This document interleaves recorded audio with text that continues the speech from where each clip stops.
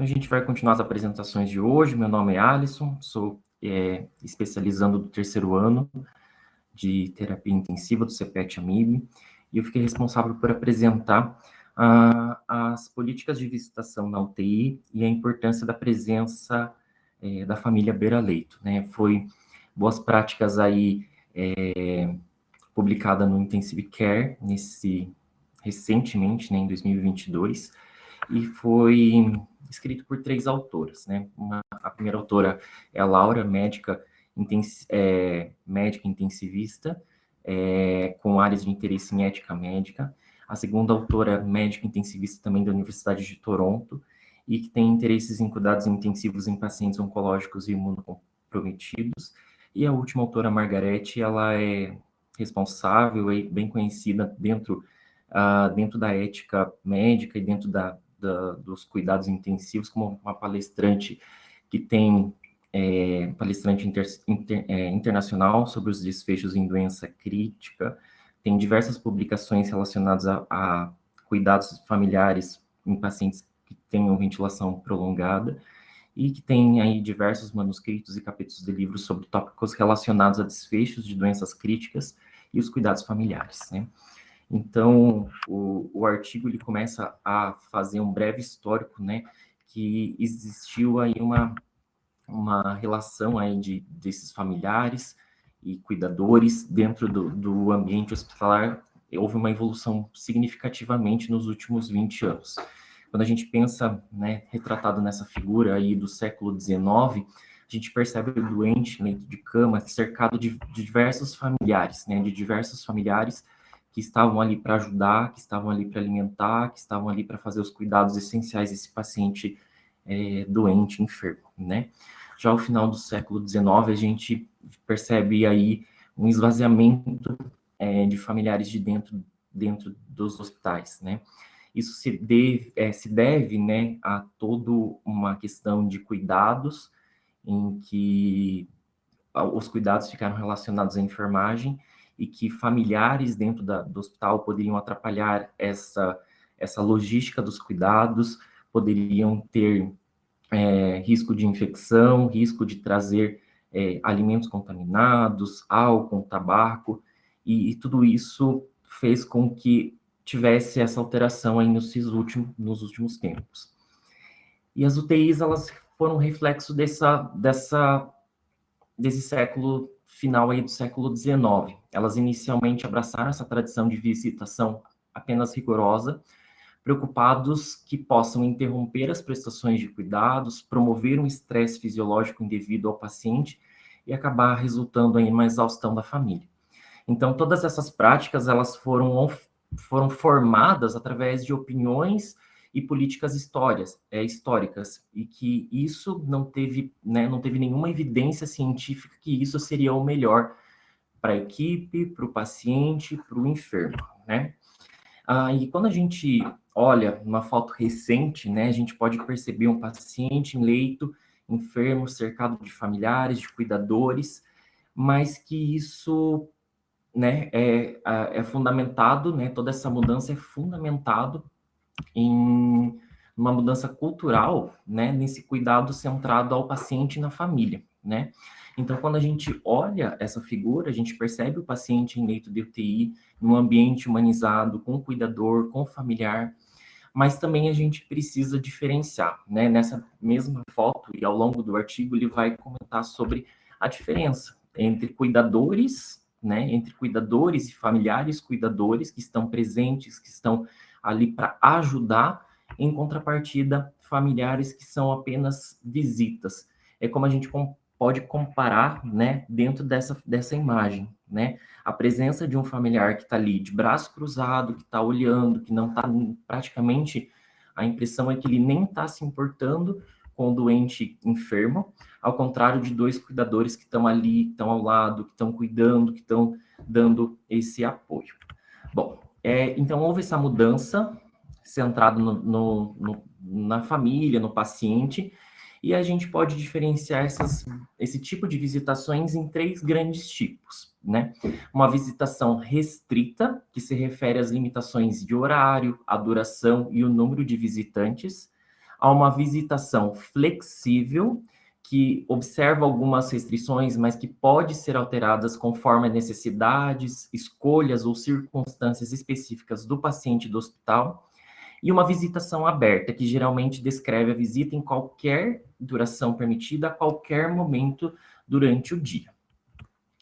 Então, quando a gente olha para estudos que estejam relacionados a horários flexíveis de visita na UTI, a gente pode perceber que vai aumentar a satisfação do paciente, vai aumentar a satisfação do familiar, vai atenuar os sintomas de delírio, isso comprovadamente em estudos observacionais, vai melhorar o bem-estar dos pacientes, e tudo isso vai diminuir a ansiedade dos pacientes e dos familiares, né? Tudo isso dentro de um ciclo vicioso relacionado aos horários flexíveis de visita. Então, esse objetivo de você colocar horários flexíveis para visitas tem o objetivo de capacitar as famílias e envolvê-las no cuidado de seus familiares, permitindo a melhor comunicação e relacionamento aprimorado com a equipe médica. Então, considerando todas essas evidências, as UTIs de todo o mundo mudaram gradativamente a política de visitação, permitindo o aumento da presença das famílias nas últimas 2 décadas. Bom, mas infelizmente chegou 2019 e a gente teve todo um boom aí de risco, né? O Covid veio aí e infelizmente nos afastou as famílias de dentro da UTI. Tudo isso pelo risco de contaminação, pelo risco do desconhecido, pela falta de EPIs, pela falta de vacinação, e tudo isso fez com que fosse um desafio, né? Que houve uma ausência das famílias na UTI, que todo esse desafio foi relacionado para que a gente possa atender o paciente, que a gente possa atender os familiares, que a gente possa passar notícias para a família, né? Então, houve um desafio relacionado a todo esse cuidado, tanto do paciente quanto dos familiares. Mas à medida que a pandemia evoluiu, com novos estudos, a presença da vacina, né, a formulação e a disseminação da vacina, a diminuição do número de casos, surgem evidências mostrando que as visitas às famílias e cuidadores não representam alto risco de transmissão adicional ao Covid-19.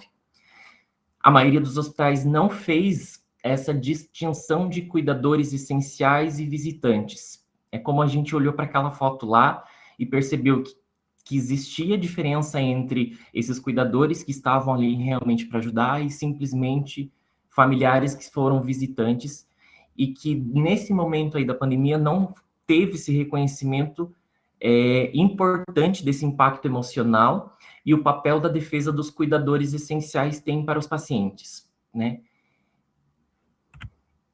Bom, e essa restrição teve um impacto muito importante no bem-estar dos pacientes e nos familiares.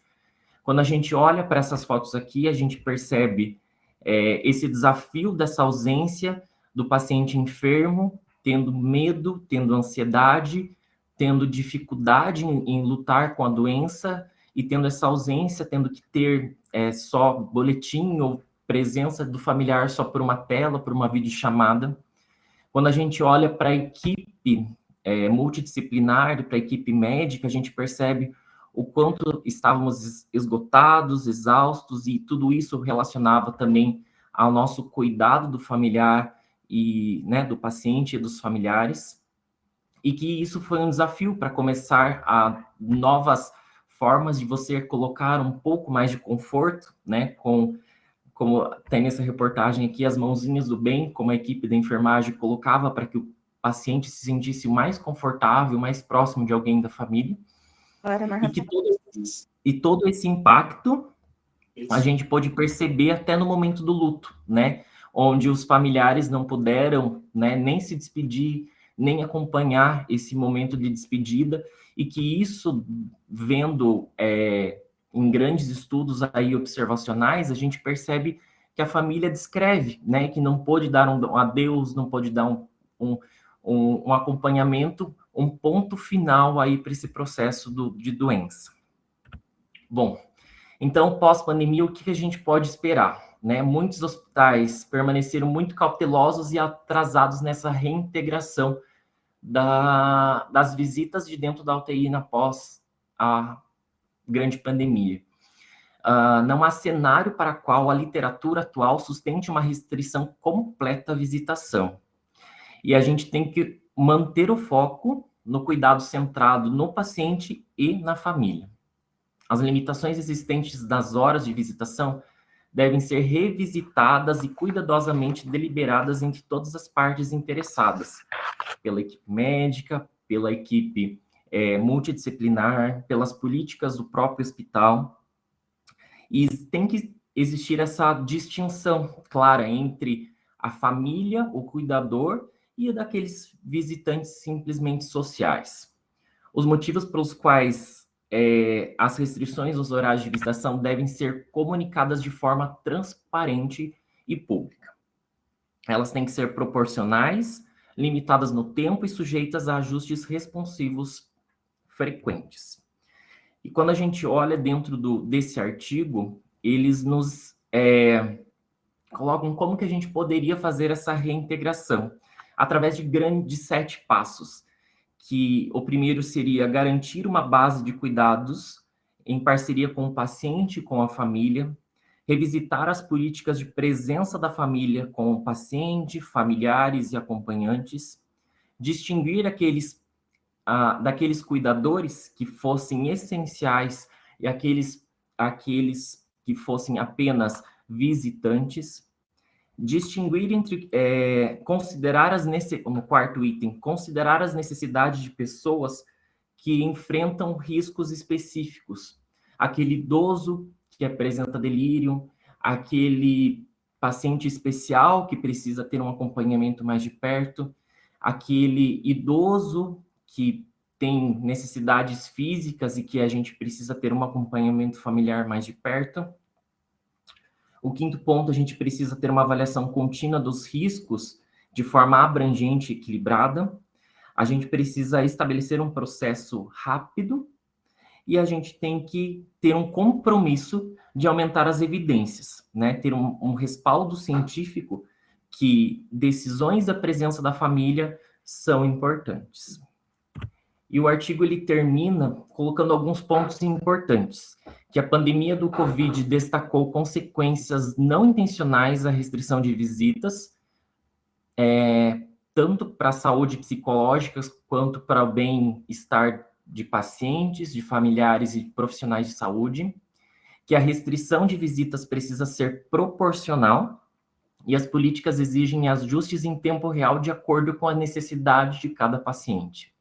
A gente precisa também, concluindo, aderir a uma estrutura baseada no cuidado centrado no paciente e na família, e que essa percepção, tanto do paciente quanto da família, tem que ser incorporado nesse processo de decisão, que é uma forma de você informar decisões futuras sobre as políticas de visitação.